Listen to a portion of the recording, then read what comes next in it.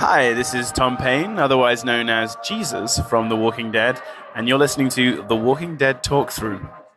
Hi guys, this is Nadia Hilker. I'm playing Magna on The Walking Dead, and you guys are listening to The Walking Dead Talk Through. I hope you guys enjoy this podcast, and I'm sending you all my love. Bye!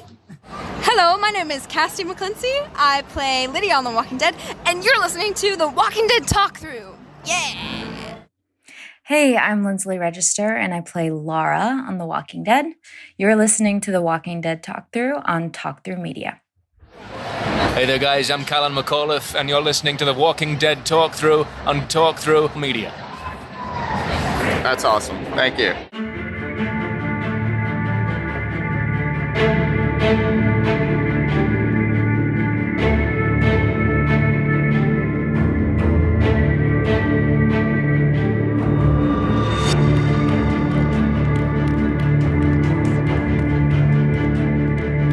Hey survivors, welcome to episode 125 of The Walking Dead Talk Through. I'm Kyle.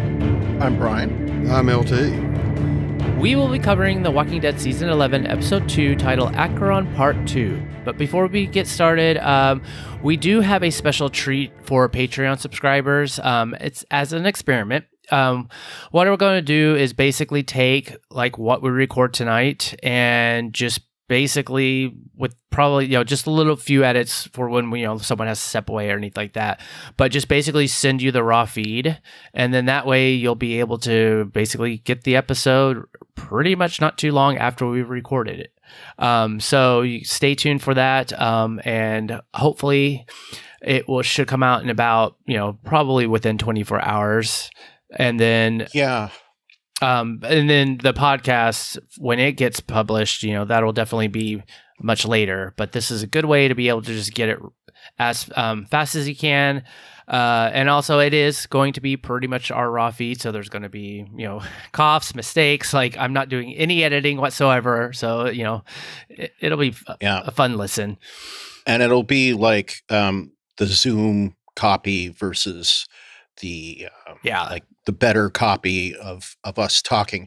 Just to explain, listeners, for those of you that aren't Patreon subscribers of the Star Trek podcast, Kyle and I did this for the last episode as an experiment, and it turned out quite good. I ended up getting out a podcast that usually takes me, days to get out. I got out not only the same day, but like by not even 4 hours later. So that was good. And what we want to try to do for both of our Patreons is to increase our, get more people subscribed to it. And we think by offering the episodes faster, that will be one little perk that you guys will like. And also, we're trying to do that so that we can offset more costs of running the network, because things like, which you may not understand, there are various hosting fees and domains that have to get renewed and things like that. Those go on throughout the year, whether we have episodes or not. So that's kind of how the Patreon fits into things. So we're going to do that, and we're also going to start doing some bringing back of the Let's Talk Through, where we start doing maybe some episodes that have no particular format, or just a randomized topic, or no topic, or just topic of the day, whatever. It could be about The Walking Dead. It could be about nothing. But we would offer that to both Patreons. So again, to help bring in more subscribers. So Cool deal. All right. Well, let's continue on with this show tonight. And actually, we did get one voicemail from Renee from Atlanta about some of from Acheron Part 1. So we'll go ahead and play that right now. Hi, guys. This is Renee from Atlanta. I wanted to talk about, I don't know how I forgot to mention about last week's episode when they had America, I'm paraphrasing, or I think I'm saying it verbatim, I'm not sure. America does not tolerate racism. When Dowell went down in the tunnels, when they were down there, I love that the Walking Dead, that they put that up. They I don't know, Angela Kang or whatever, I think she's Asian. So I think about what happened in Atlanta a couple of months back, or more than a couple of months, and when they went into Asian places and they shot up people. So maybe that was just a tidbit, or just, with the climate that's going on right now, we will not tolerate racism. I love the fact that she put that in there. I really do like the fact that that was, thrown in there. I don't know how I forgot to mention that. I like that The Walking Dead deals with that, it allows biracial couples, couples that are gay, it accepts, because that's society. That's the society that we live in. That's the society that we all should want to live in, accept people for who they are, what they are, At the end of the day, especially during apocalypse, you're trying to defeat what's trying to kill the human race. But instead, it's like we try to go against one another. Someone always feel like they're better because of whatever. I don't like that. I feel like, that is what is going to take out the human race. It's not even going to be a disease like COVID or anything like that. It's just going to be us, because someone always feel like they're better, they're above because they got money, or because they're this color, or because, I don't know, whatever their reason is, how. It's like, how do you think you're better than someone? I do not understand that for the life of me. God created us all equal, and we are equal. And I just wanted to call in and, talk about that, because I like that The Walking Dead allows us to be us. We love whoever we choose to love, whether the color, the same sex, whatever it is, we love whoever we choose to love. And I like that, they threw that little tidbit up there. Just wanted to call and say that. All right, talk to you guys later. You guys stay safe out there. Wear your mask, get the vaccine, just, stay safe, okay? Love you guys. Bye. Renee, thank you so much for your voicemail.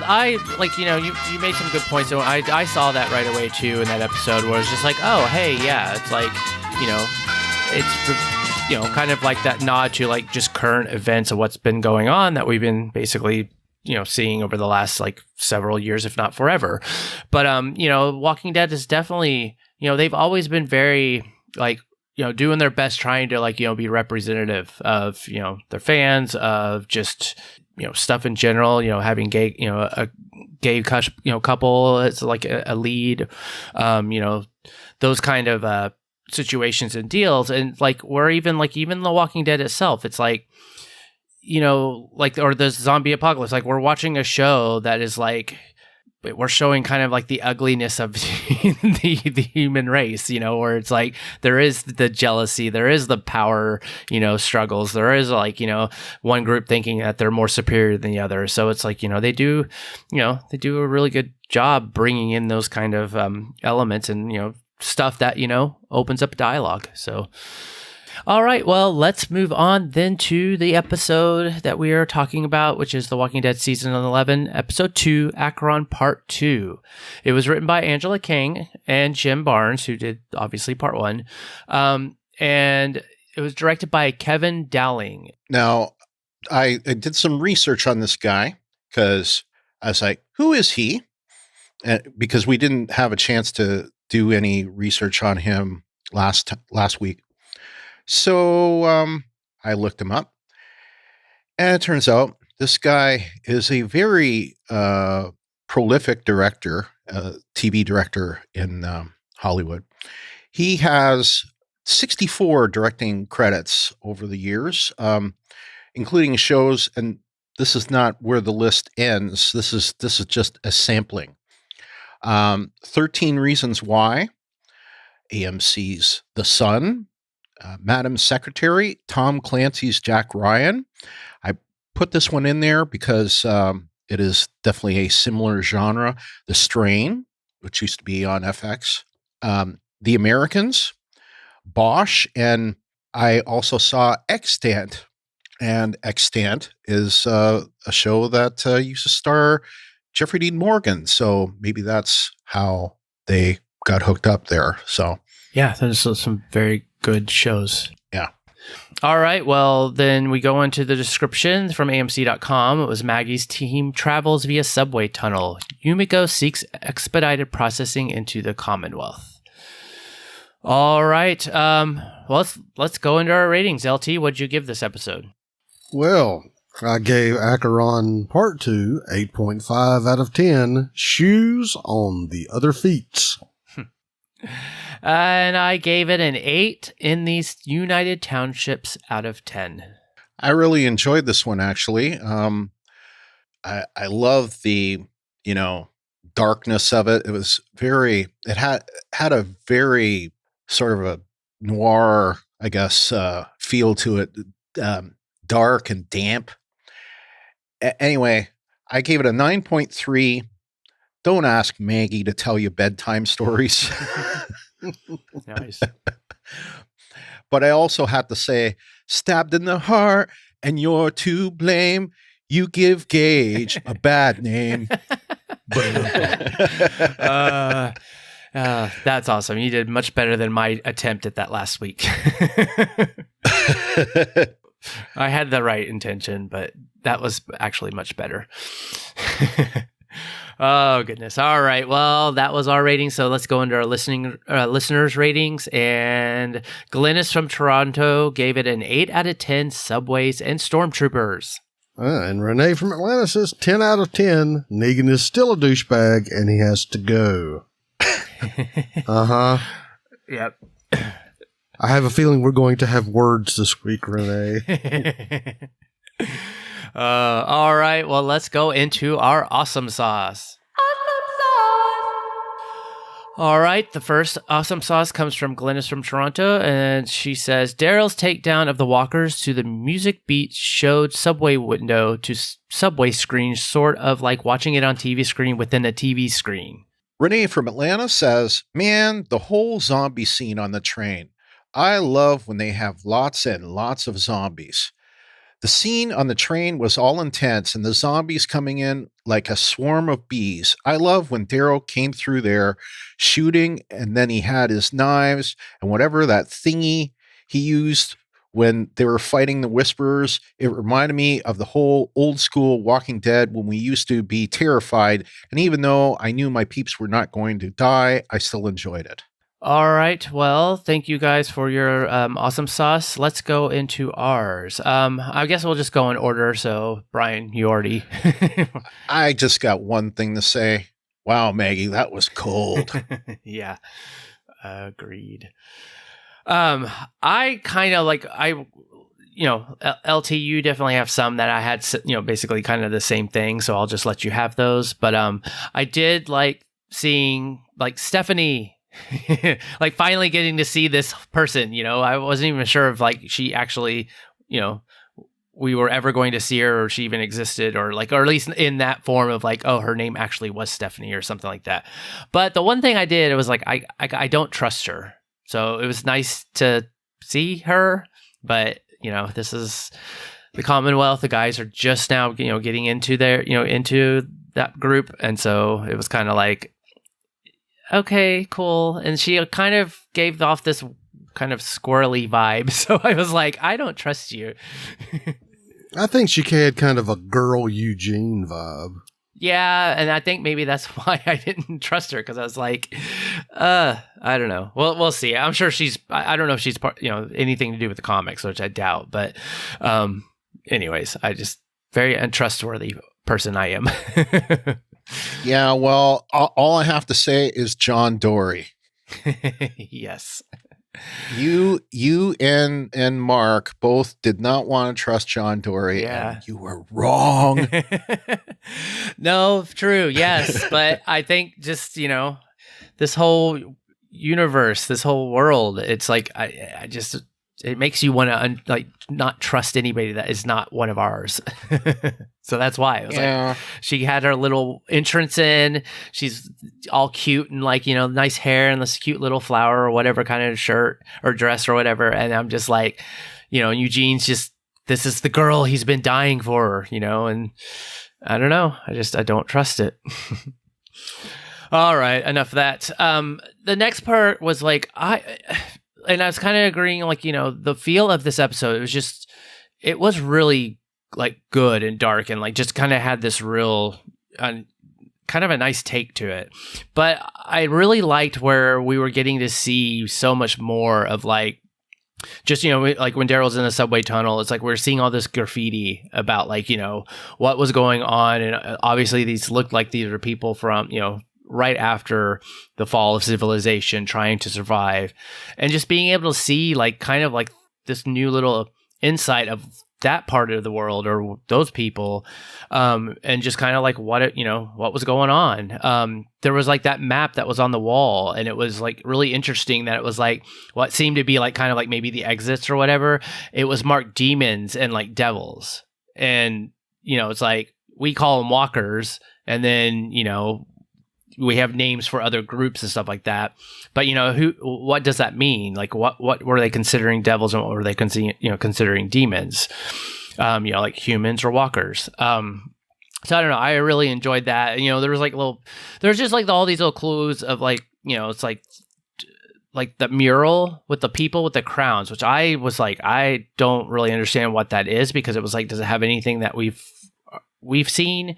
But it was like the Capitol building, and there was like these people kind of like up on the like a, you know, a hill stairway or whatever, but then they had these yellow crowns, but then at the same time though, it was like those same people or like similar people with the crowns were holding up like the sign saying like no home, no work, like hungry.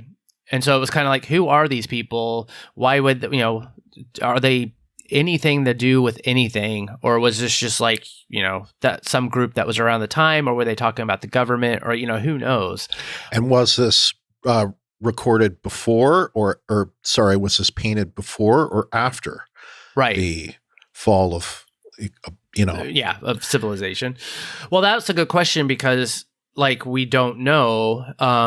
You know, there's obviously all the people, like all the walkers in the plastic baggies. It's like, well, you know, when did that happen? Was that sooner than later? You know, like what's the time frame? Because obviously it's been a very long time since the end of civilization. So, you know, things looked fairly like not totally like, you know, oh, they're, you know, like, you know, it doesn't seem like it has been like that long that you would think of like a decaying corpse, you know, like would not necessarily be completely there anymore after like 10, 15 years. But I don't know. It was, I guess we'll, you know, find out. But then also I want to, like, I'm kind of going on in this because I kind of didn't want to put this into the feedback just because it was like, you know, it kind of all fits in right here. But it was just like, you know, Daryl had this moment where he was just like, kind of coming across all this stuff, and then he found that dollar bill, and it had that note on it, and it was about like it was like Tom and Jesse, who were, I guess, you know, these kids, and was talking about like they were going to move on if Dad, you know, if you don't show up or whatever you told us what to do. It's like Mom left us. It's like, okay, so it's been 3 weeks or whatever, we're moving on. But then he comes across the picture of the siblings, and they're holding those stuffed rabbits that Maggie picked up last episode. And so, I don't know. I really enjoyed this kind of little insight. Just, you know, they could have totally not even put it in there, and just like Daryl was walking through, saw graffiti, and they just kept moving on. But they really made a point to like kind of showcase that, and it's kind of a part of what I loved about it, and what I think is awesome is because I still really enjoy seeing kind of like stuff about when everything happened. And when everything started falling, it's like that's kind of one of the reasons, you know, like the whole apocalypse kind of genre, like that's what hooks us or hooks you in. It's like that's kind of what got us to start the show, watching the show to begin with. You know, it was out, you know, the zombie apocalypse, and we were seeing Rick wake up in a hospital, and then like what's, you know, them survive, and you know, all that going on. So I don't know. I really enjoyed that. I thought it was awesome because I really. Like, you know, I kind of get tired about we're just always still stuck with like our group fighting this group, and then it's just like, oh, it's just humans and humans, and the walkers are just not really much of a real big thing anymore. So I don't know. I thought it was kind of cool. Bad guys again. Yep. It does get a little tiresome after a while. Well, it's been probably 6 years of just basically. It's been a long road getting from there to here. Yeah, for sure. Somebody had to do it, Brian. Yeah, it's usually you. It's true. Oh, well. All right, well, onward I will go. Just Maggie being pretty cold about Gage, and then watching him being torn apart, because I feel like, again, we haven't really seen a big death like that in a long time. So, and they really, made a real big visual like scene out of that. So I don't know. I kind of really enjoyed that. I have more to say about that one. Yeah, and the parallel to, and I can't remember his name, but the kid in the revolving door. Yeah, and Noah. Noah, yeah. And Glenn was the one that watched him. Yeah. Very reminiscent of that scene for me. Yeah, yeah. Different circumstances. Yeah. Though. Yeah. I think. This one was, they had made a conscious decision not to try to get him. Yeah. Right. And I don't know. I thought. Well, someone made a conscious decision not to get him. Yes. Well, it seemed like someone made a conscious decision and then others went, okay. Yeah, backed it up. I don't got a problem with that. You got a problem with that? Nope. Yeah. Anyway. That's a good point, though. I don't know if you're going to bring some of that up later. I have more to say. Oh, and so do I. Cool. And also I thought it was kind of like awesome. Just another kind of like throwback, though. Like, just like, what you were just saying about Gage being ripped apart. It was like, I think it was like Negan. And when I think it was Alden who said something like, he's like, oh, he asked Negan's like, what is it? Because I guess he, they just probably watched. I think this is when it happened, when they watched Gage die or whatever it was. But like Negan was like saying something about like, he's like, oh, bad memories. And when he said that, I immediately thought of when he was trapped in the RV with Father Gabriel after the Savior's, complex file, whatever, because it was like all dark in there. There's walkers tapping on the walls, and stuff like that. And so I don't know. That was the first thing I thought of. So I don't know. I kind of just, I don't know. It's kind of a fun little, deal, like, to kind of think about like, oh yeah, that's right. I remember when he was trapped, feeling like he was that was it. It was at the end of him.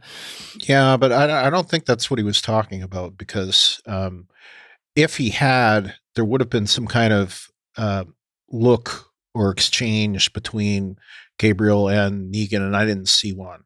So I think he's thinking of something else. Yeah, well, that's what I was like. I wasn't sure if, but that's what I thought of, and I don't know. I thought it was kind of cool, though. Well, I thought of that too until I was like waiting for the look, and then I didn't see the look. So I'm like, oh, I guess it's something else that's happened. Yeah. Well, all right. Well, then I guess the other part, which I don't know if Renee is going to get mad at me or not. It's like, it's like, well, I mean, I don't like Negan for obvious reasons, but he did really save everybody from Alpha, and he has done a lot for the group, like as a whole. Like, he's still contributing person at Alexandria. So it's kind of like, I just. I don't think it's going to end with him getting some kind of redemption or redeeming, like whatever. I think that's probably not going to happen, because he's Negan after all. And I feel like when he's presented with a better option, I think he's going to take it. Especially when he keeps, saying to everybody, he's like, hey, it's like, look, like Maggie wants me dead. She wants to kill me, and I'm sure, everybody else already kind of rallied around that too. So, it's like, I'm sure that he probably would take off or switch sides if it was his best interest.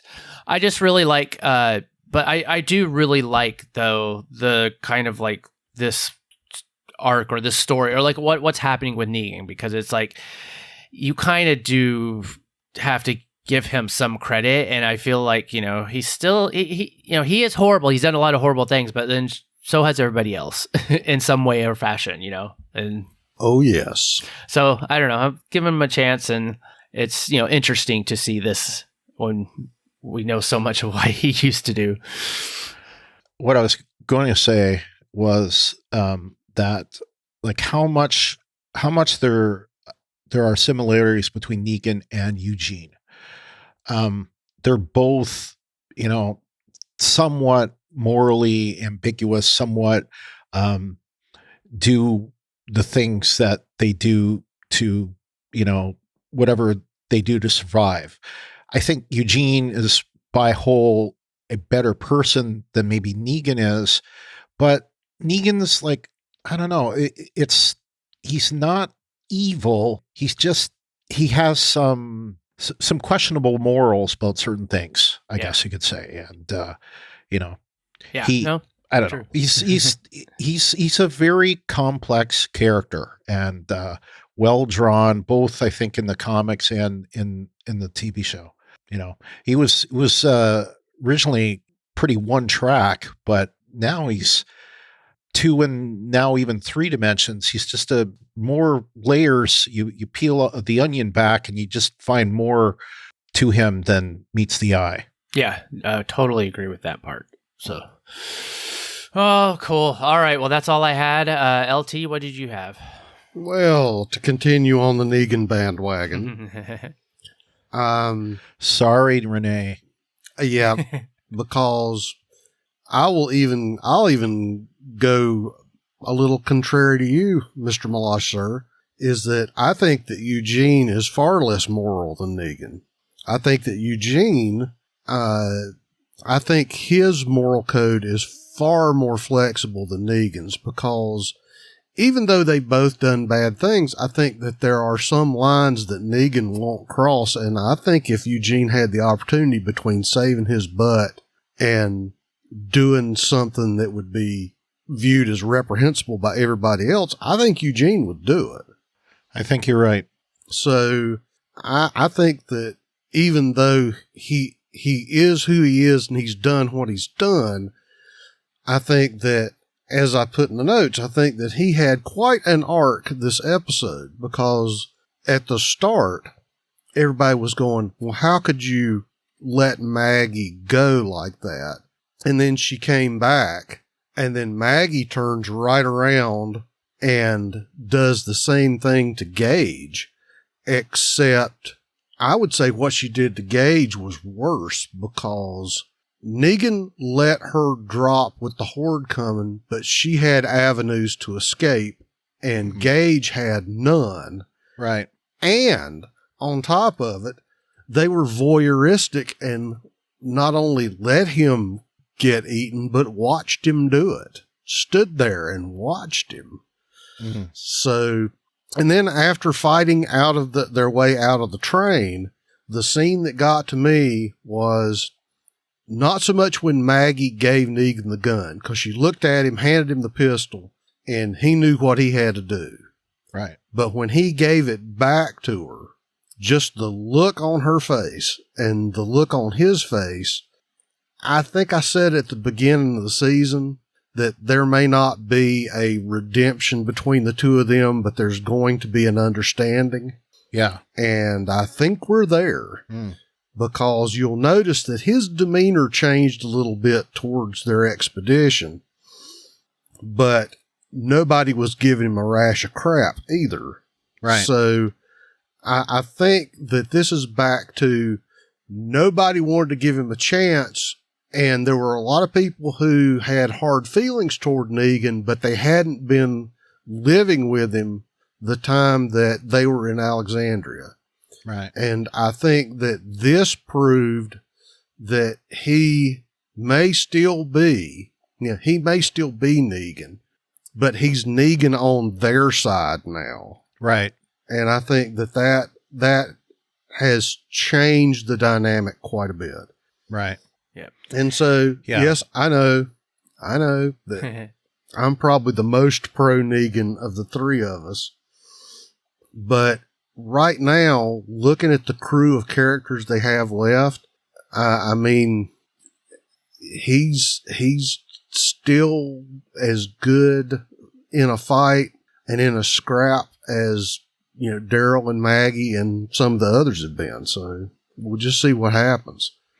I think you're right about the fact that a Negan that's on your side is a pretty good person to have. Yeah. And one thing that, in you mentioning this, one big thing that you can say here that separates the two and happened with this episode is who lied in this episode? Did Negan? Nope. He did not lie at all. He was telling the truth. There was nothing that came from him that was a lie. I mean, there might have been some uncomfortable truths, but it was all the truth. Eugene, yeah, there was some truth in there, but there were some bold-faced lies too. So, yeah. And that's the thing. I think one of the big differences is Negan won't lie to make you feel better. He'll just pretty much put it out there like it is. Mm-hmm. And that's sort of been obvious that a lot of times he's bringing up the things that nobody else wants to say or you necessarily don't want to hear. So, like I said, I'll see what happens. We've got a whole rest of the season left, but we shall see. Mm-hmm. Yep. So, the second thing I wanted to bring up was, since we were just talking about Mr. Porter, my hat is off to Josh McDermott. Holy cow, he acted his socks off this episode. Just the whole, the thing with him sitting in the hall, the nervous tick, just his anxiety level going through the roof as everybody was pulled away from him and they left him sitting on the bench in the hall. You could feel the nervousness, mm-hmm. and you could feel that anxiety. Yeah. Yeah. I was waiting for him to pee his pants. Oh yeah. I mean, it was amazing. And I really, especially then seeing him on Talking Dead, I don't know what's going to happen to him. I don't know if he's going to survive the season, but absolutely love the job he did in this episode. Just one of his best performances, in my opinion, so far. I don't want to see Eugene die. When we were talking last week about, Princess being able to pick up on things, how about Yumiko? Yep. Could she read the room or what? Yeah, I had that down too. I loved that scene because you suddenly saw her laser focused, doing what a good attorney will do. Not only read the room just about damn spot on, but went in there and picked all those loose threads and called it like she saw it, and just another great scene. Props to the actor, props to the director. Just really enjoyed that because as soon as she turned the tables, the lady who was doing the female interviewer, you could tell that Yumiko got her attention and rattled her cage. Yep. And that nobody else, it's like nobody had ever done that to her before. And, Mr. Note Taker guy, you could kind of tell that he was doing I need to sit here and keep doing my job. But you could tell he was getting shifty because he did the eyes up, down. Yeah. So loved that scene. Absolutely loved it. As we said last week, back to major props for the set crew. They did a great job with the subway train, and like Kyle was talking about earlier with the little enclave or the little hideaway that Daryl found, that was just so good. Like Kyle had said, it made me think that this was maybe a homeless camp pre-apocalypse and ended up being a bolt hole post-apocalypse. But it's nice to see that there are still little undiscovered places that are from, the time of the fall, right around when everything collapsed. And, he's already talked about it, but the note, and you're thinking, well, these two kids were in there and say, mom goes out for a supply run and never comes back.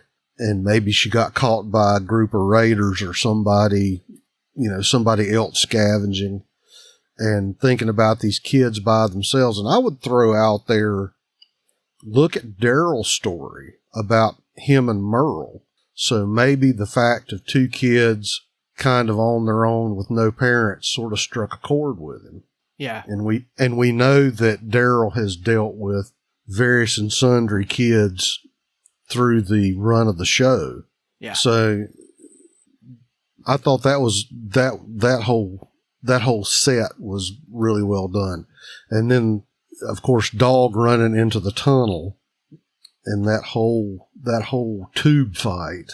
I was going to say something though, about the kids. I think that whole thing is foreshadowing to something we're going to see later. Okay.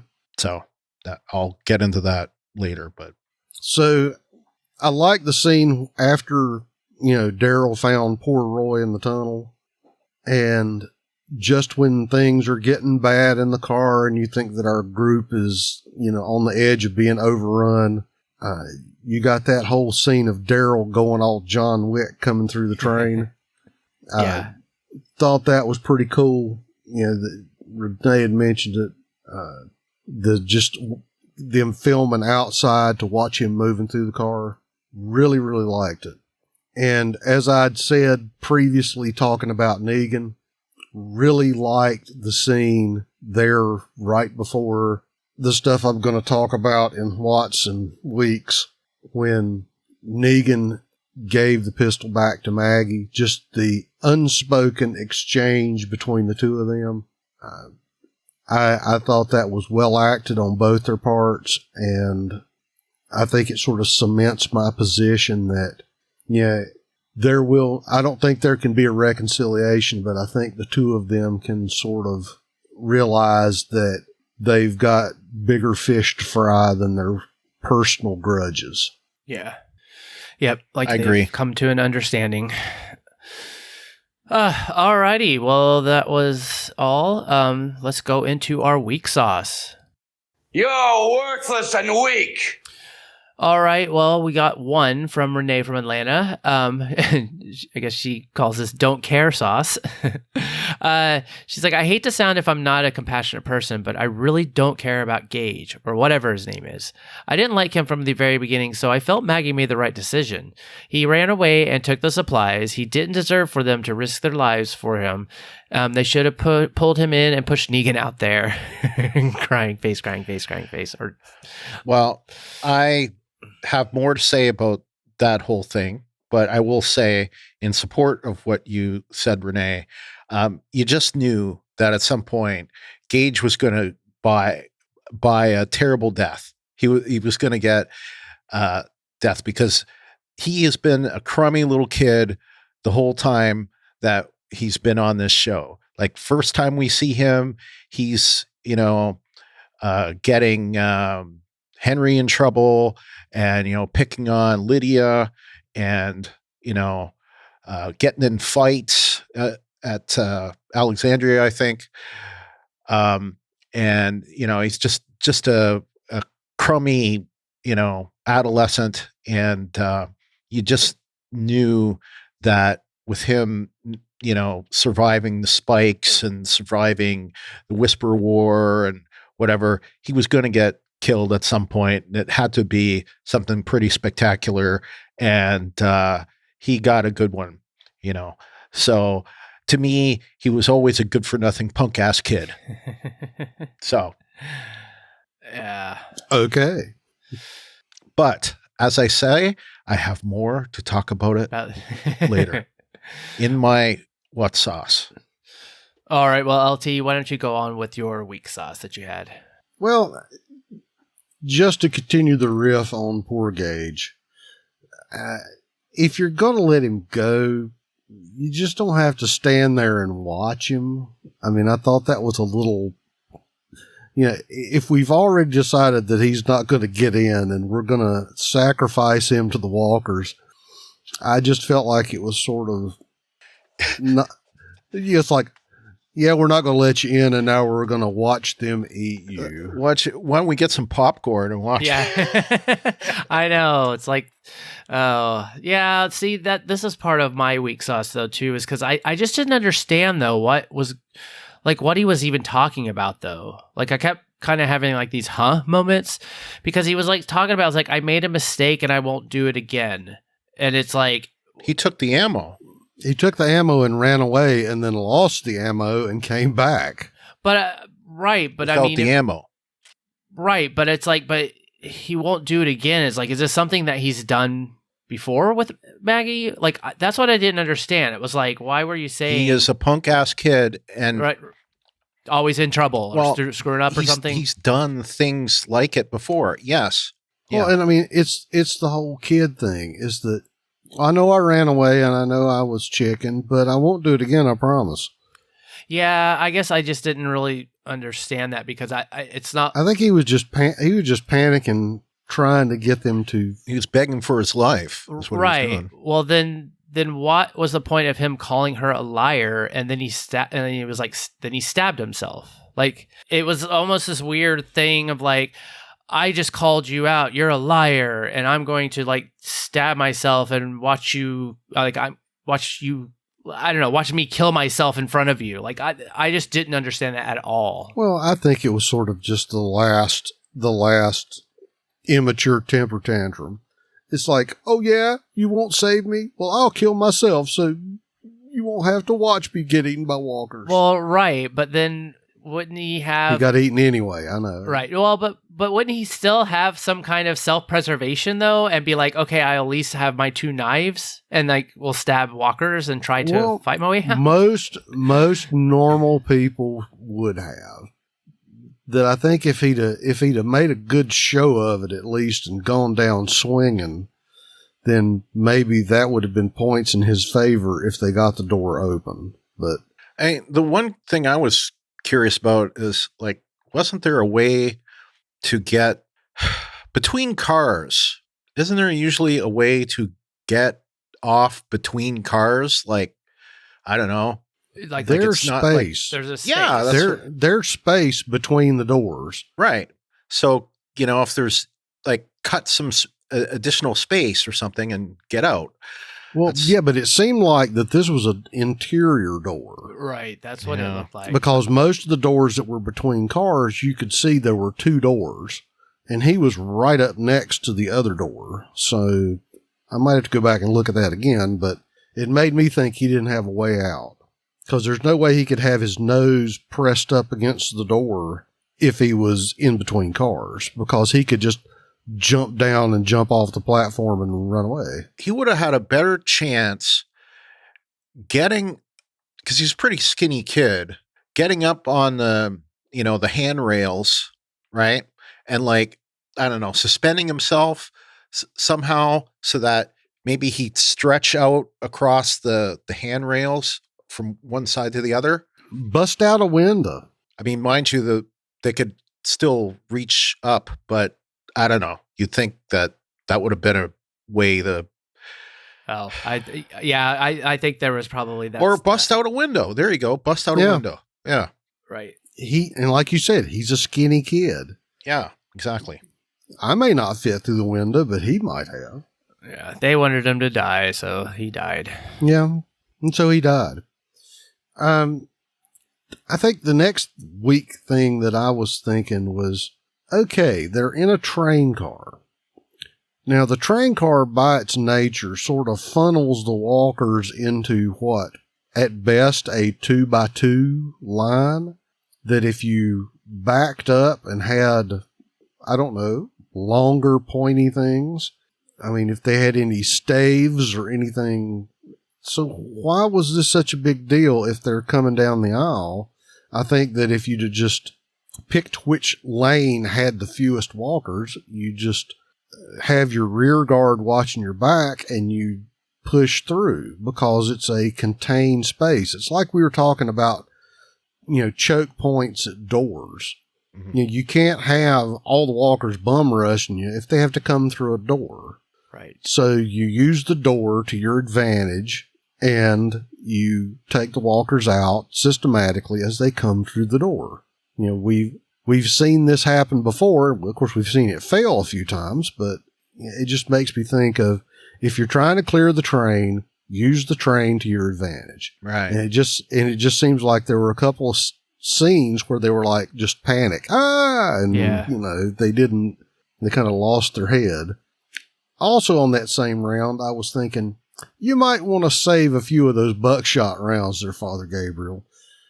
Considering you have a shotgun, and you have a shotgun with maybe, we'll be generous and say you've got 8 shots in that rod gun. I still think that you might want to save that to when it gets really, really bad, not just in the initial clearing stages. Because it just seems like to me that after we've had no guns for a long, long time, that suddenly we're being kind of free and easy with the pew-pew all of a sudden. Yeah. It's they like, this was one thing I kind of had to, where I was going to, like, at least in my notes was like, I didn't understand, like, you could have people either on side and stabbing, and then the walkers would go down, and then those walkers have to, like, get over that, and you could sit there and probably stab quite a few from a distance before having to be like, oh no, now there's too many, and then you have your backup, like, firing squad. But right. It reminded me, like, they did this in Fear, when Strand and Alicia, and they had that little cattle walkway, and they led them down this long walkway, but then waited for them at the very end, and I'm like, why aren't there people on the side? It's like completely, like, exposed. You could be just stabbing them, or there was just, it seemed, anyways, it was just like, I felt very weird, like, it's like, didn't they ever watch Game of Thrones? Of course they didn't, but no. Or didn't they watch some of the earlier seasons of the show? Yeah. Goodness. Of course, my last bit of weak sauce is I'm going, poor old Roy. After we wondered last week, what happened to C. Thomas Howell? We found him in the tunnel, and he was all bloody and battered. And we're thinking, okay, Roy survived. He's going to make it. And then poor old Roy gets the King Henry treatment and gets an arrow in the eye socket. Yeah, I immediately thought of Axel. Remember, Axel got the long distance shot in the head. It was very similar. Well, oh God, was it Nicole that was the doctor? Yes, that she was like, don't stand in the open and talk, thunk. Yeah. Oh, that was sad. Yeah. So it's like Denise. Yeah, Denise. Yeah, Denise. Yep. And just to riff or steal my old favorite line from Skyrim, I used to be on Walking Dead until I took an arrow to the eye. But yeah, he survived. Of course, I'm going to complain about that whole scene in what, but yeah, he survived the tunnel. He survived running away. Daryl brought him back, and he didn't make it. He was long for that episode. Yeah, but at least now he can put it on his resume. I was on The Walking Dead. I just laughed when that happened, because I actually I thought that he was, like, dead or gone or something like that, and didn't make it, like, whenever Daryl first found him or something like that. I thought he was, like, too far gone or something like that. Well, as tore up as he was, I kept thinking, well, he may not survive if he got bit, but they never made it clear that all of his many wounds were from claws, diving through the wreckage to get away, or what. Yeah. Well, that was the other thing that I got confused on because I didn't really see or I didn't think that he survived and like came with Daryl because then like Maggie was asking Daryl if like, oh, did you find anything else down there? And he's like, oh, just the normal thing. And so I was like, ooh, like Daryl, are you lying to Maggie? But then he showed up at the end, and then sure enough, it was like, boom, arrow to the head. And I just kind of like, oh, there he is. Oh, there he's gone. Like, yeah, that was it. He had those 2 scenes. It's like, I found Roy. Oh. Nope, he's gone. Yeah, I was trying to figure out if he got like bit in the face or something. Like, what happened to his face? Yeah, yeah. I'm still going for he was running blindly through the tunnel with no flashlight and fell down a lot or something. Ran into some walls. Yeah. Yep. Well, I didn't have. Well, I already kind of talked about Gage, so I'll just like skip past that because that was one of my weeks. But I just put this in there because it was like just Dog. Like it's like Dog just like he likes runs off and he's like super loud barking. And like Daryl's all like trying to go find him or whatever.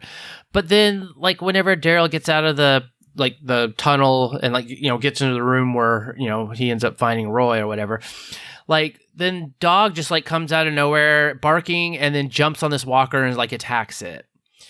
But then later you see Dog and Daryl in the train car and there's all these walkers in front of them and it's all like, oh no, calm down. And then Dog's just perfect and like doesn't make a sound and like is quiet. And I was just like, so I guess so the dog obeys him sometimes. But sometimes, but only when it makes sense for the plot. Right, because it was just like Dog has definitely shown us many times where he's just like he does whatever. Especially when he was with Carol, he was like, "I'm not going to listen to you. I'm going to do whatever." Yeah, and why did Dog go off like that? I didn't get it either. So I got to agree with you. Dog does what Dog wants. It was, yeah. Well, but then that's also it's like, oh, did he smell Roy and like went after Roy? Like, I don't think so. But then Roy shows up whenever Dog. They were in that room. So, and then also it's like, why did Daryl have to kick open the gate to get out of there? Like, and I guess Dog went a different route and there was no gate. Like there was like this, whatever the little gate on the tunnel that was, when he was being chased by the walker and he kicks it open and jumps out of, falls out of it. But then Dog was in that room. So it's like, well, Dog found another way, it was kind of like, yeah. Okay. Well, Dog is also smaller and faster than Daryl, so maybe he went on the side tunnel. Yeah, I have more to say about Daryl. Of course, I was going to say the thing when the door slammed shut, I almost thought it was going to be somebody else, like this was going to be our Reaper intro. Mm. And sadly, no, it was just the walkers falling against the open door and slamming it shut. So, giving Daryl the chance to do the kick, drop, and roll. Like, nice little routine. Alrighty, well, let's go into our what sauce. What? All right, Renee has our what sauce from a listener, and she says, seriously, Maggie, Negan trifling ass left you for dead, even though he said, I left her and I didn't try to kill her. There's a difference. Typical Negan, sounding like someone else I know, always deflecting and using word games when he knows damn well he tried to kill her. If someone left me bleeding out and didn't try to help or get help, they tried to kill me, in my opinion. And she goes on, I'm seriously sick of all these sickos wanting to cover up their faces with masks. First the Whispers and now the Reapers. I'm like, what the hell? Eye roll. They did look badass, though. Yeah, that's kind of another group. The guy that's with Maggie. I can't think of his name. Was it Elijah? Elijah? Yeah. I mean, isn't he wearing a similar kind of mask? Yeah. Yes, he is. Yeah. So what's up with that? Well, it's just like Wesley said. Wesley said masks are incredibly comfortable. I think they'll be very popular in the future. Well, yeah, maybe he was a former Reaper. Maybe he's a retired hockey goalie. Totally true. We've had many, former people, yeah, like musicians and gym coach and accountant. Yep. All right. Well, thank you, Renee. LT, you want to go with yours? Yes, I do. I started off with, guess it's a good thing that Maggie chose the right car to start banging on the emergency access hatch of. Well, they were on the same, in the same car, right? Weren't they in the same car? No, they were not. They had already traversed? I think they didn't go in the first car. They went in there was another car ahead of where they were at. Okay.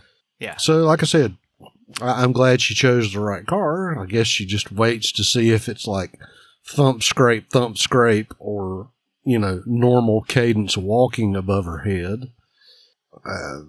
Because it would have been bad had she popped up in the car full of walkers, but I guess we're not going to let that happen. One of my biggest gripes is I understand it looks good on camera, but it's like, let's move like a big freaking mob. Let's just walk like we're extras in a gang music video or something. Which is why Roy took an arrow to the eye, because we're moving like a big undisciplined mob down the middle of the street. Michael Jackson bad. Yeah.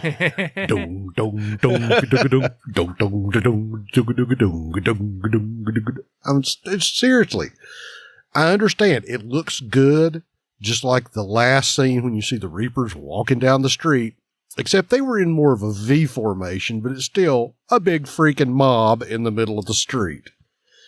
And I always remembered, one of the running jokes in my military career was always, don't bunch up, people. Don't bunch up. One grenade would take you all out. And I understand it looks good on camera, but you're making yourself one very large, very presentable target walking down the middle of the street. And just to segue into that, I'm going, when you're walking down the street and you're confronted with a group of hanging corpses dangling from light poles, it's not the time for introspection and reflection standing in the middle of the street in the open. Yes. I'm going, okay, they've done this before, because I can't remember, did the Saviors hang people from poles? They did, or yes. Somebody. Yeah. There have been a couple of groups. I think the governor may have, but just this whole idea of when you're going down the street in the dark, I might add, and the first thing you see is, there's a lot of people hanging, strung by their feet from light poles. That's the first thing that I'm thinking is, let's take some cover and let's think about this behind an obstacle, perhaps, because as we saw, it's a perfect time to ambush everybody when they're all standing together in a nice little group in the middle of the street.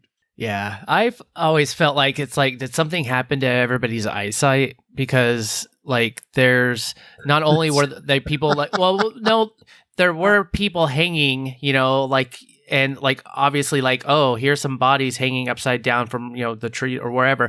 But then there's the shot where it goes down the street and it's all fenced in and there are bodies all up and down it. And I'm just like, could you not see that from where you were at and not think, that doesn't look like a very inviting, street? I'm sorry, Kyle. Again, maybe it's just me, but 1 or 10 would make no difference. One body would make me go, okay, let's get under cover and let's consider this. The fact that they suddenly see more is even more of an inducement to get out of the middle of the road. Of course, this also goes back to something I think we've talked about before. Obviously, the zombie virus affects people's depth perception, because how many times have we gone, where did that walker come from? And why did it just manage to sneak up on them in the open when they're standing there? Yeah. And then all of a sudden, walker. So yeah, no. maybe a side effect of the apocalypse is nearsightedness. Malnutrition, maybe. I think the other, we were talking about guns and the fact that I'm still pissed off that they didn't go back to the hangar and get more guns and more bullets.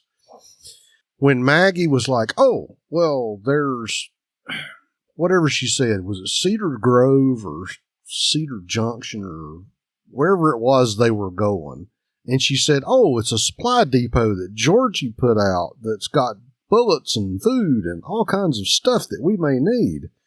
My operant rule has become, you always assume that any supply cache or supply depot, no matter how well you went to hide it, no matter how well you fortified it, is probably been compromised by now. And I understand that Gabriel and Aaron found the barn where Robert Patrick was hanging out that was full of stuff.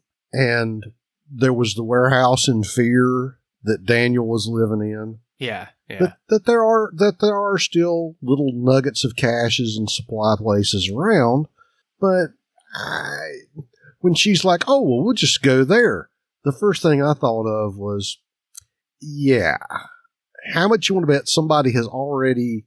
Because did Maggie not say that the Reapers had pretty well picked the group apart? And under that assumption, wouldn't it be safe to assume that the first thing that the bad guys who have no compunction against violence would have done is taken whoever they caught that survived and interrogated them and said, okay, tell us where you have all your stuff hidden? Well, there's a problem with this whole thing in the first place. They are going to Meridian to get supplies. Well, where are their supplies? At this place where Georgie has. So why aren't they going there first? Right. That's yeah. That made no sense to me when it came up. It's like, well, why didn't they go there first? Use up those supplies and then go to Meridian. Why are they even bothering to go to Meridian at this point? It made no sense to me at all. If she knew that place existed, like, why didn't she think of it before? Why did she only bring it up at that moment? It made no sense.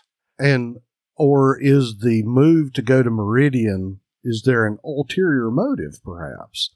That it's she's dangling it as, well, there's food and supplies there, but maybe there's some other reason she's going. Maybe she's trying to, save Georgie. Maybe she's there. I don't know. I kind of agree with you, though, is just me being me again. If there's a smaller cache that's closer and the whole driver of this expedition through the wilderness is we need food and stuff, why don't we go to the places where there's food and stuff that are closer, even though they're not as big a haul, and acquire said food and stuff and take it back to Alexandria before we go off storming the castle in Meridian. Right, especially when she says that Georgie had these places all over the place. It's like, all over the place. If they're all over the place, why don't you go and find those places and get them first and then go to Meridian? Like you said, it's almost like she has an ulterior motive to go to Meridian. Like maybe that's where Georgie is, or maybe that's where Stumpy and the I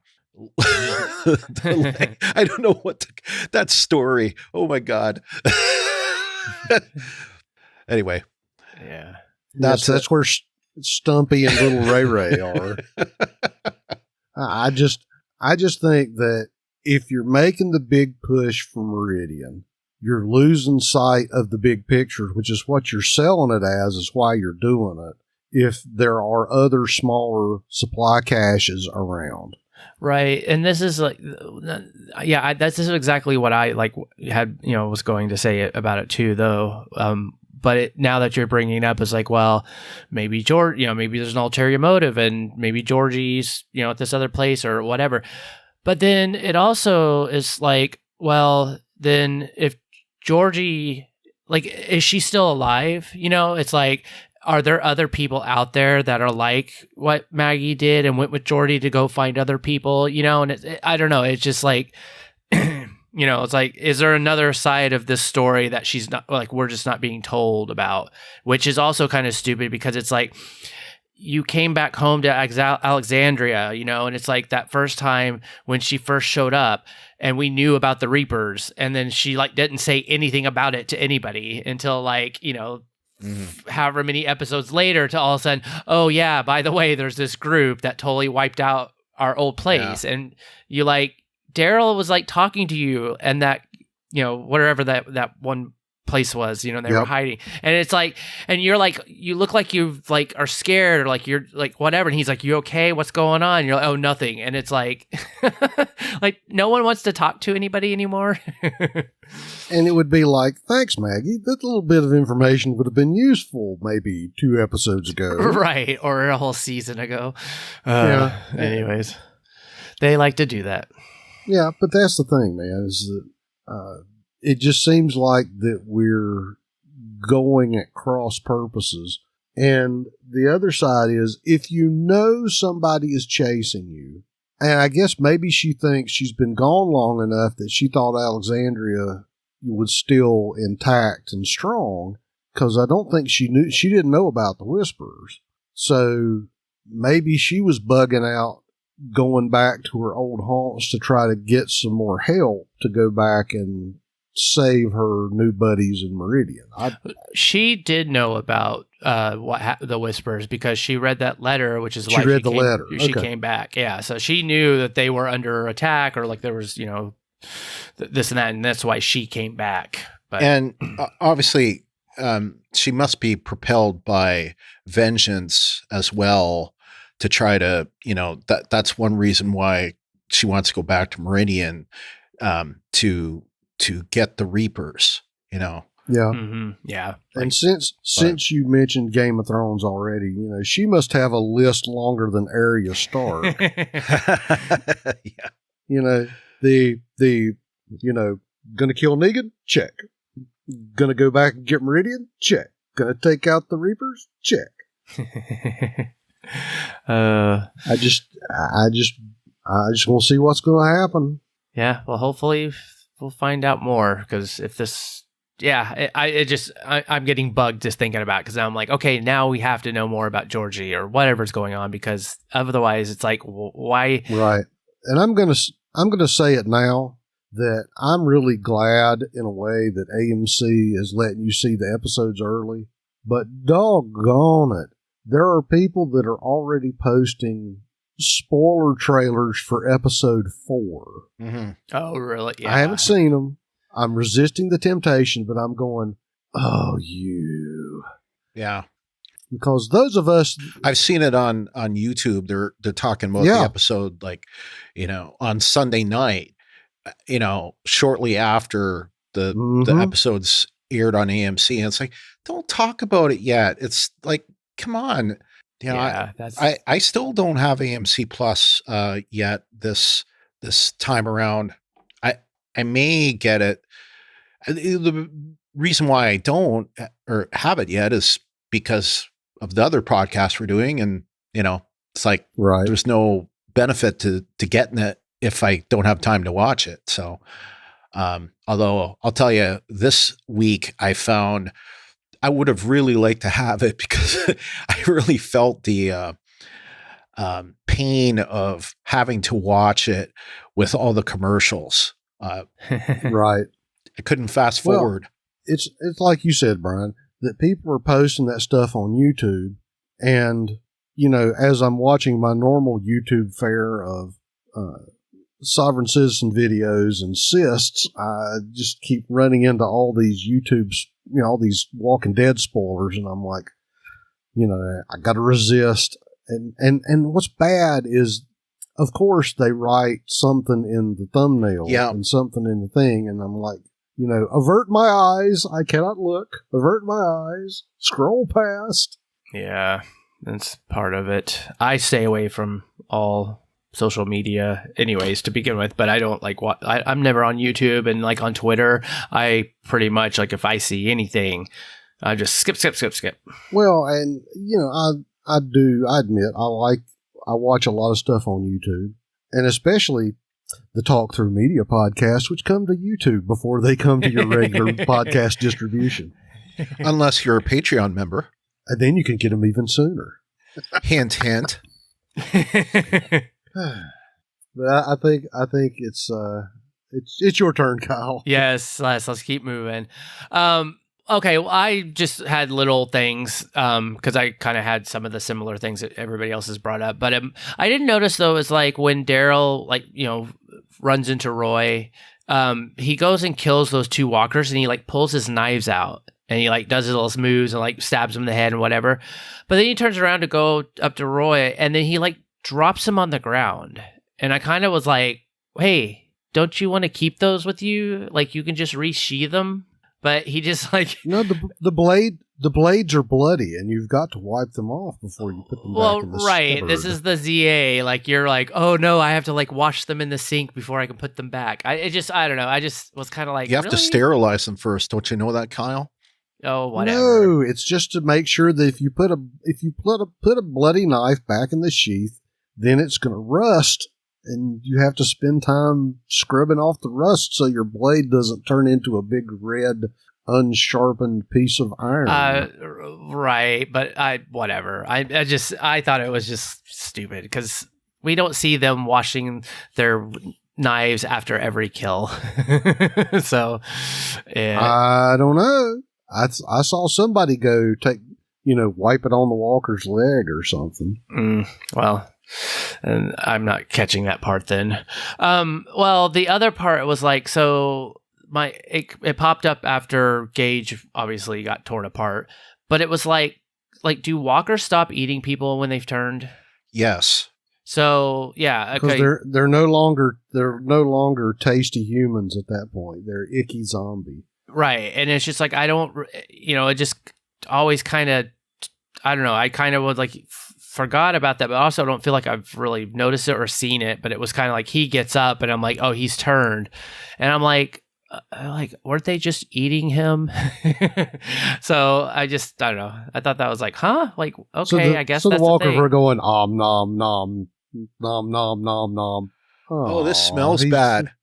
Yeah. Well, the more I thought about it too, it's now, people do turn pretty quickly. So, I mean, I guess, that happens. It's they always say oh, there's always this variation, but I think at this point, people turn almost immediately after they're dead. But it just still, I don't know. It kind of caught me off. I was huh? Okay, that was quick. And then yeah, I already agreed with you with the train clearing. Yep. It just kind of was huh? You guys, and then the flares. That also kind of, I mean, I got it, I guess, that they put the flares in the seats to create light so they could see. But then obviously it's okay, this just makes more dramatic effect. But then also I was well, aren't you going to just start a fire? But that never happened. It was what's his face? The one we were just talking about, the Maggie's friend that we now think might possibly looks like a Reaper. But he set off two flares and put them on the seats in front of the door before the walkers came through. And, it just kind of made a, shimmering light, but I was kind of you're going to just start a fire. Yes, you are. Yeah. Well, that was all I got. Brian, you gonna take it off? Well, I really had some issue with Daryl in this episode. I didn't understand why Daryl was spending all this time looking at stuff in the subway tunnels.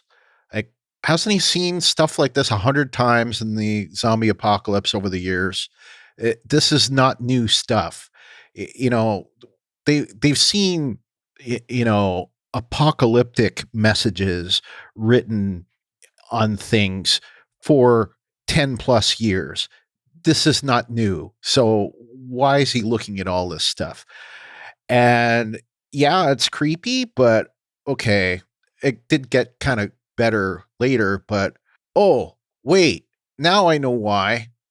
Upon watching it again, it's because Yumiko mentions in the Commonwealth, they're using currency.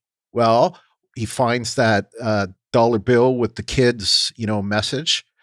And that'll jog his memory to remember, oh, there's a suitcase there with a bunch of money in it. Because eventually, they'll come back. Somebody will come back from the Commonwealth and they'll mention currency, and Daryl will go, I know where there's currency. And they'll go back and get it. I bet you any money that'll happen. And they'll go there and the money will be gone. I'm predicting it episode 13 or something like that. This will be, I'm telling you that this is, I'm predicting it, and I'm going to be right. So Daryl's going to go back and get Heisenberg's suitcase full of money and collapse the Commonwealth's economy by the sudden influx of $100 bills. Yes, exactly. When Alden asks why Gabriel and Negan won't look at a reanimated Gage, Gabriel says about Gage, all that is a shell of a man who died a coward. And, well, I can remember a Gabriel who locked his parishioners out of the church to save himself. The irony is not lost upon me. Because it's very true. Gabriel, he may be brave now, but he wasn't always so brave. And of course, the big one that I really had a problem with is, they make this decision not to save Gage. And, I already said he was a punk ass kid. I don't miss him. But the excuse was we don't have the ammo. I saw a bunch of ammo being used, and I did not see them, I'm sorry. They had enough to save the kid. It would have been able to save the kid. They would have been able to open the door and close it, I think. And even if they hadn't, they would have been able to save it. But here's the thing. If they had saved Gage, he lost the ammo. He would know where the ammo was or have an idea where the ammo is. Well, with a dead Gage, there's no possible way that they'll get the ammo back. So you are correct. Yeah. Dumb, and dumber. I don't like the kid, but you should have saved him. And I will say, because I don't know, it's kind of a what sauce, but I called it yuck sauce. I know, gross. Daryl's exploding grenade walker sludge. I had to put that somewhere, so I didn't think it was an sauce or a weak sauce. So, but yeah, my big one had to be you don't get the ammo back if you don't save Gage, and you obviously had enough to save Gage. You just thought you shouldn't. Yeah. Oh well, his bad, and theirs. I was going to say, just to play devil's advocate, then you couldn't have escaped had you expended all the ammo to save Gage. Well, but that's the thing. I don't think that they would have. I think that the ammo that they used, there were no additional the additional zombies, right? Didn't change. There were the same number of zombies. It's not like there were more zombies if they had saved Gage versus not saving Gage. It was the same number, so it would have decreased the amount of time by n number of minutes, but otherwise it was the same number of zombies. So, and at least hopefully saved Punk Boy long enough for him to hopefully find out where he dropped the back. Right. Yeah. Right. And even if you haven't, weren't able to save the kid, you could have at least, maybe it could have been, hey, Gage, so where did you drop the ammo? And find out and then stab him. Nah, I'm kidding. Make him walk point. Well, there you go. And the point being that, you could have given him a chance to make up for losing the ammo, but, he doesn't get the chance to make up for it. Anyway, I just, that's my point. It wasn't very forward thinking enough. Yeah. No. So I agree with Alden here. Yep. Alrighty, well, that was that. So let's go into our sad and awe sauce. All right. Well, we get our well, it's a happy and sad sauce from Renee. So I'll start with her happy. She says, Eugene finally got to meet his boo. And she's cute too. That damn Eugene is a mess talking about he's a virgin, but he has watched that act more times than he can count. Facepalm. I kept thinking of Eugene in the library. Yeah, that's with Rosita and Abraham. That was the first thing I thought too. It was just like, well, then I was like, who else have you been watching? In the self-help section. Oh, goodness. Yep. And then she has a sad sauce, and she says, Maggie having to endure so much before she left Hilltop, and it seems as if she went through some other really bad stuff while she was gone. When she was telling her that story about the woman, I got the heebie-jeebies. I really do believe it's some horrible psycho people out there, though. My husband always says you take whatever you go, and as we have seen so many times, people are weird. I feel we need to come together as one and take out the freaking zombies because they don't care if you're black or white, straight or gay, boy or girl. I mean, I can go on and on, but for some reason, we as humans always want to feel we're better than someone because of whatever. Sorry to go off on a tangent, but with the climate we're now, and with COVID, we better get it together. It was a pretty sad commentary on man's inhumanity to man. Yep. Which is, as they say. All right. Well, thank you, Renee. All right. Well, let's go into our sad and aw sauce, and I'll just let you start off, LT. Okay. And just since she said it, I'll sort of segue along. That whole Maggie telling the story and reflecting on things was just kind of, man. It's like, what kind of a pep talk story you got there, Debbie Downer? Yeah. It was time for it, and it just was like we've already said, it was just kind of gruesome and rough, and I was like, oh, Maggie. Because, I mean, if you think about what her character's been through, she's not had the best track record of having happy endings for anything. Yeah, no, for sure. Yeah. And of course, my other sad sauce was not C. Thomas Howell. Yep. As I've said, Roy survived running off and getting lost in the tunnels, only to bite it once they got towards the end of the episode. Yep, he survived to the bitter end of the episode. He survived to the credits. Oh, goodness. Yeah, I like the whole Maggie, her little story, which was kind of an interesting kind of deal about the fact that, she was just like, I don't feel anymore, and she was talking about, it's like, it's like we're like basically just kind of explaining it, telling the world is just filled with like evil people. But then she kind of goes on about like she has Alexandria, and like that was like rare to have. And then Negan chimes in. It's like it's like kind of says something. He's like, yeah, it's like nobody has just figured it out, and nobody ever will. It's like of being able to like I guess coexist and like live and like not be like trying to survive. But it really paints a picture of just like kind of how at this point in this whole ZA that's been going on and how long they've been in it the whole time, that they've lost hope that there's like really anybody out there that is good. It's like everybody's just evil. And of course they don't know about the Commonwealth, which of course the Commonwealth it is not going to necessarily be like, oh, they're going to be a perfect thing of society as once was. But I don't know, it just, with everything we saw with like the note that Daryl found, the picture of the kids and the bunny, seeing all the remnants of the fall, it just kind of really made things just feel very like kind of glum and sad. That just like, it's like there's just nothing really that great out there, and they're just lucky to be alive, really. That's all I got.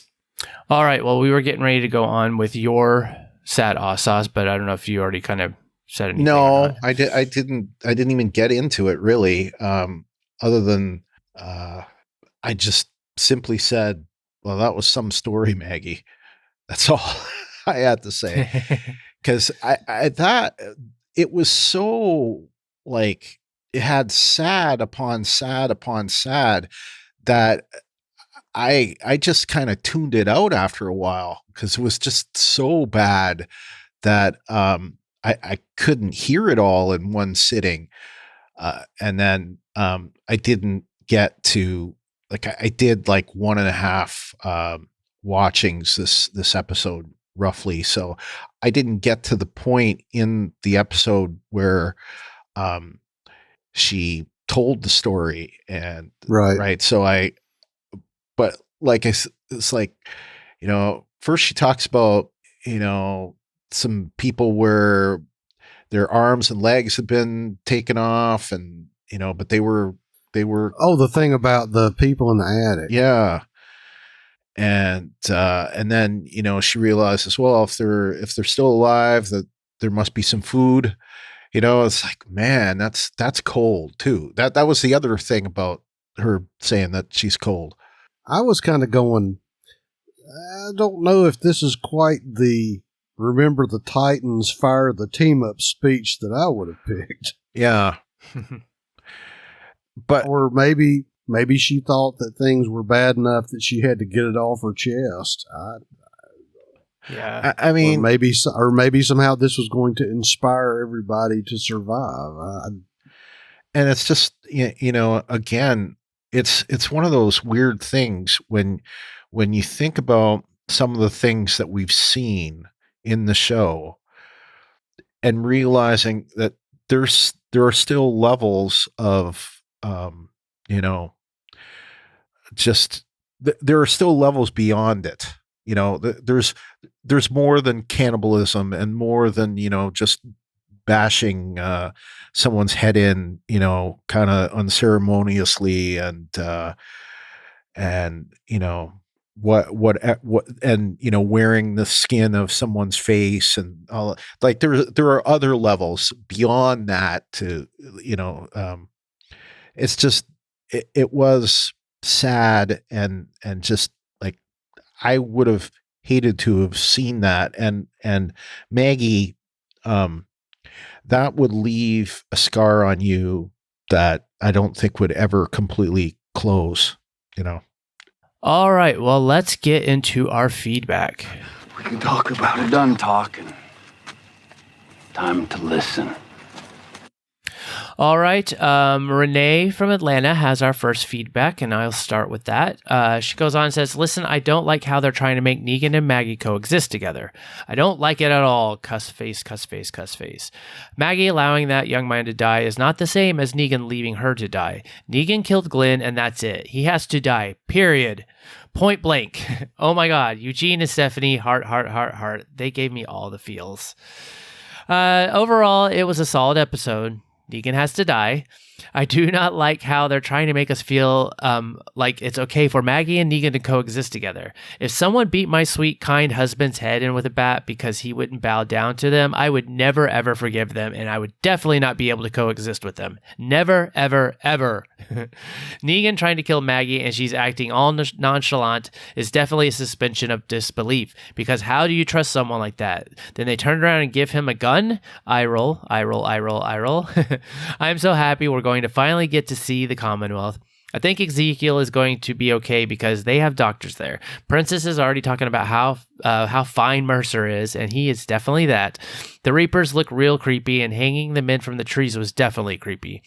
And I'm looking forward to this season, so I'm so late with my feedback, but these couple of weeks have been really rough. I know everyone is entitled to make their own choice, and I'm definitely pro-choice, but with this vaccine, I implore everyone to get it because COVID is taking people out left and right, and they're dying all alone, and their loved ones are left with so much pain that could have been avoided if only they would have gotten the vaccine. I know people have died that have gotten the vaccine, but all the ones that I have known have died have been the ones that did not receive the vaccine. Love you guys. Please stay safe out there, and praying emoji, praying emoji, praying emoji. Glenn from Toronto says, really disappointed with Negan. I really thought he would have rescued Maggie, and it would have helped the group's perception of him to sway to a more positive outlook. First Daryl and now Maggie decks in 2+ episodes, and deservedly so. When Daryl was in the tunnels, did someone close the gate on him? That scene was a little dark on my TV, so I couldn't really tell for sure. Or was it just a deceiving camera angle that looked like as if someone was there? And I think we had mentioned it was the walkers at the end of the hall. Maggie is so cold-hearted. Yeah, I get she's changed because of what she's seen and had to do to survive, but that doesn't excuse her from not saving Gage. Gage did utter liar. Was that a shout-out to the governor scene calling Rick a liar and then killing Herschel? Gage was right because the door came down and they all proceeded to take all the walkers down anyway, after all. Of course, with the help of Daryl incoming from the other side. It was ironic that both Negan and Alden, both former saviors, also wanted to save Gage and were prevented by Maggie. Gabriel was also all for sacrificing Gage, saying he died a coward. Doesn't Gabriel remember what a coward he was and how he locked out his congregation? Indeed. He could have also easily died if it weren't for the saviors or the survivors that saved him from those walkers when he was crying for help at the top of that boulder in Season 5, Episode 2, Strangers. And he also tittle-tattled to Deanna about Rick, Season 5, Episode 14, Spend. So he was given another chance and managed to change to become a badass. This was illustrated by Rick entrusting him with Judith in Season 6, Episode 9, No Way Out, when they were all bloodied in order to walk through the walkers in Alexandria. Yumiko was very savvy with her assessment of the Commonwealth. Those two interrogators were visibly taken aback. Good acting all around for those actors. I don't know why they've made Eugene back into the frightened and scared man again. As I mean, in TWD Episode 6, Episode 14, Twice as Far, he told Abe he was long into Stage 2 of being a badass. His exact quote was, "I'm saying I'm in the process of said Stage 2. I've changed, adapted. I'm a survivor." Or was this all an act to fool Mercer and company and get accepted quicker into the Commonwealth? Although I must say, his tears seemed real enough when he was reunited with Ezekiel, Yumiko, and Princess. It's nice for Eugene to finally meet Stephanie, but he'll still need to keep his guard up about not revealing any details about Alexandria. Those hanging bodies reminded me of when the survivors hung that body off the bridge shown in TWD Episode 6, Episode 16, Last Day on Earth, and then as the Walker in TWD Season 7, Episode 1, The Day Will Come When You Won't Be. They should have got the hell out of there, as Negan advised, with the Let's Double Back. The group will need Negan as the Reapers are like saviors on steroids. Those Reapers took out Roy when you least expected it. A little like when Axel was shot in the head right next to Carol at the prison when the governor and company attacked the prison, which was Season 3, Episode 10, Home. And the survivors are nearly all out of bullets with their takedown of the walkers, so on to the next episode, Hunted. Thank you, Glennis. Yes, you made some really good observations and points, because actually I felt like Eugene was playing more of the act. I feel like he was probably frightened because, you know, he just didn't know where everybody was, and he was kind of like, hey, wait, you know, we can't, you know, they're, you know, I guess because, you know, he believed like Stephanie was there with them and that they were in the right place. But just watching him on that scene, and I just felt very like, okay, yeah, Eugene seems very frightened, scared that, yeah, you would think that he would just mess up and then just give, you know, spill the beans and give them all the information they wanted, because he was just like, you know, he wanted all, you know, everybody back. But I just felt like there was like this little turn that you could see just in his demeanor or something, that it's like, nope, he knows what to do. He was going to stick to you know, their story, and he was playing it off so that, you know, they would think that he's just this, you know, snivering, like, you know, like weak person. And I really think that this was all an act to win them over. I don't know. The best way, I think he sold it a little too hard. The best liars are the ones that tell the truth. So what he did there was he wrapped his lie around the truth. He probably is a virgin, so there was a lot of truth in what he said. But the main thing about the fact that they come from a settlement was obfuscated.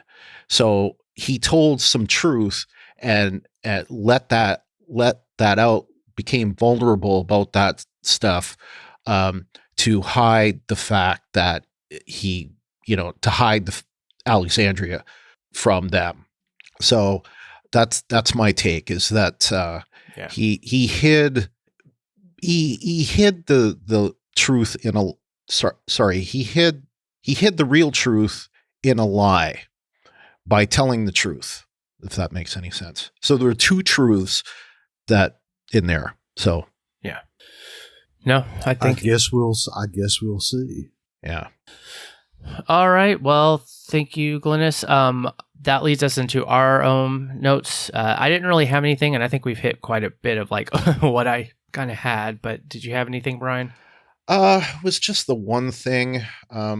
There was a moment after the cold open. It was early in Act 1 where Negan seems to realize that Maggie didn't follow after him, and that she's not in the subway car.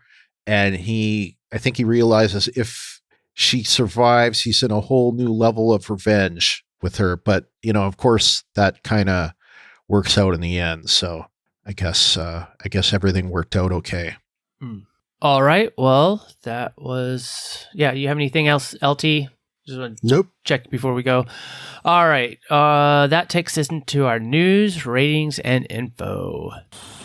There's a couple weird stories on the news. Ratings. The Walking Dead got a 0.52 in the 18 to 49 with 1.990 million viewers. That is down from last week's 0.60 and 2.216 million viewers. In the 25 to 54, it got a 0.77, and in the 50 and over, it got a 1.10. That's down from last week's 0.86 in the 25 to 54 and 1.17 in the 50 and over. Talking Dead in the 18 to 49 was even with last week. It got 779,000 viewers this week, down from 874,000 viewers last week. However, in the Parrots this week, The Walking Dead went up. Went up 2 spots from number 4 to number 2. It went up to 58.6 times the average show's demand, up from 49.7 times last week. And I expected that it would go up from last week, and it did.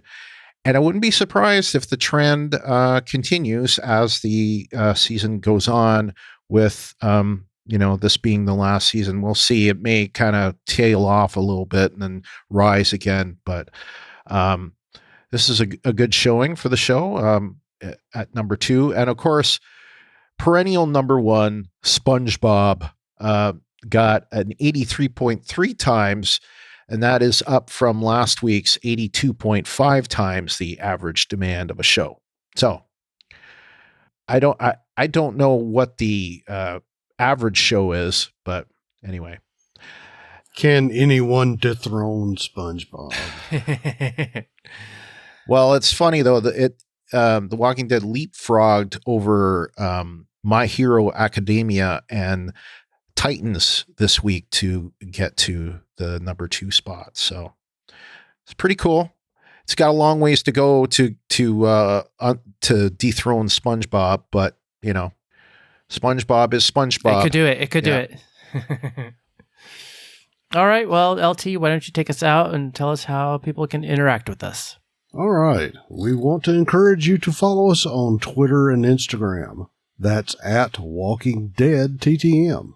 To submit your theories and feedback, most people post in our designated episode thread in our Facebook group. That's facebook.com/groups/WalkingDeadTTM.